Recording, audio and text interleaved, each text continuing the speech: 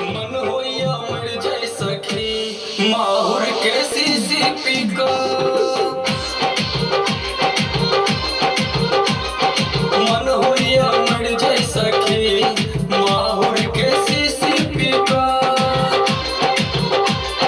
जहिया सा गेले परदेस सौतीन भ गेले मोबाइल। मन होइया मर जाए सखी माहुर के शीशी पी को।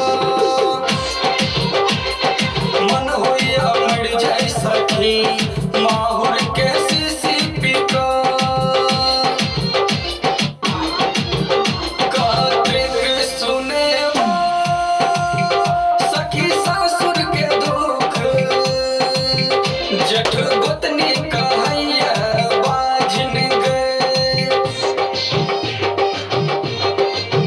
सासुर ननद के कहो किस्सा की कहबो बुझली है तू नंगिया मिर्चाई गए। जहिया सा गेल